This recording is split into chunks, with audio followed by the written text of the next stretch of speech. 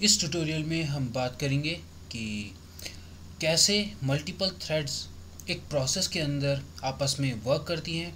ताकि एक यूज़र को ऐसा फील आए कि मल्टीपल टास्क जो हैं वो पैरेलली एग्जीक्यूट हो रहे हैं और उससे हमारे प्रोग्राम या फिर प्रोसेस में की आउटपुट में कोई भी डिले ना आए।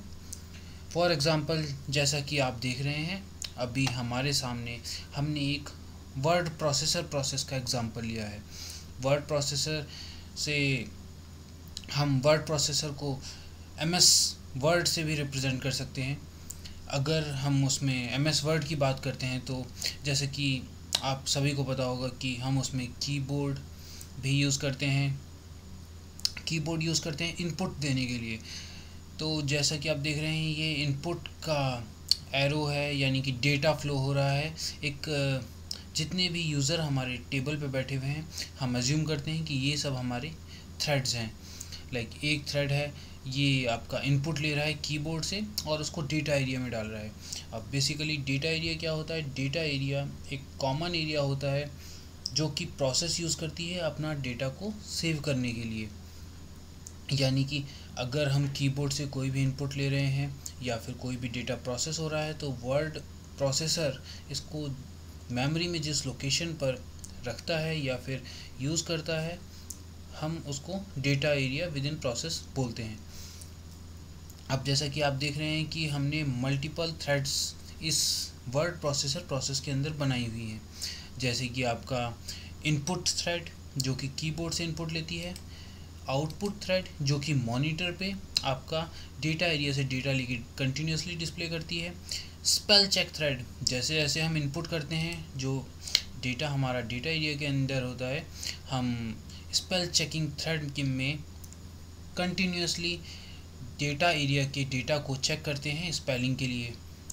फिर हमारी एक ग्रामर थ्रेड है जो कि जैसे ही यूज़र कीबोर्ड से डेटा एरिया में इनपुट डालता है ये ग्रामर चेक थ्रेड हमारी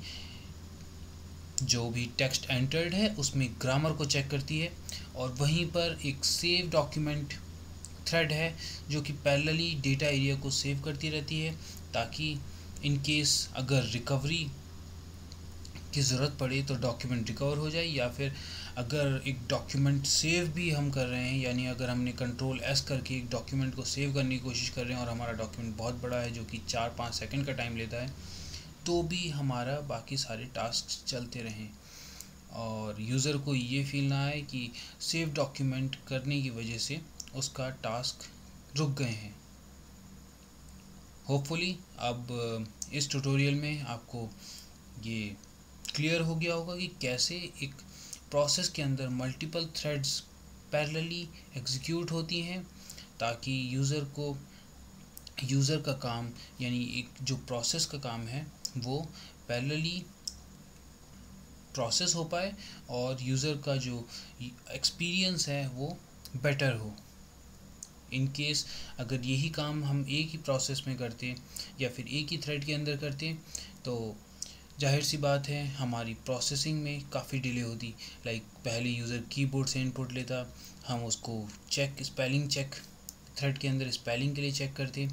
ग्रामर चेक थ्रेड में हम डेटा एरिया से फिर ग्रामर के लिए चेक करते और फाइनली जब यूज़र सेव करता तो हम डॉक्यूमेंट को सेव करते। उस कंडीशन में जब भी हमारा एक टास्क एग्जीक्यूट हो रहा होता तो हम दूसरा कोई भी टास्क परफॉर्म नहीं कर पाते, जिससे कि यूज़र का एक्सपीरियंस किसी भी एप्लीकेशन के लिए काफ़ी ख़राब रहता। इसीलिए कोई भी जब हम प्रोग्राम लिखते हैं तो हम मल्टी थ्रेडिंग में लिखते हैं ताकि यूज़र का एक्सपीरियंस अच्छा हो।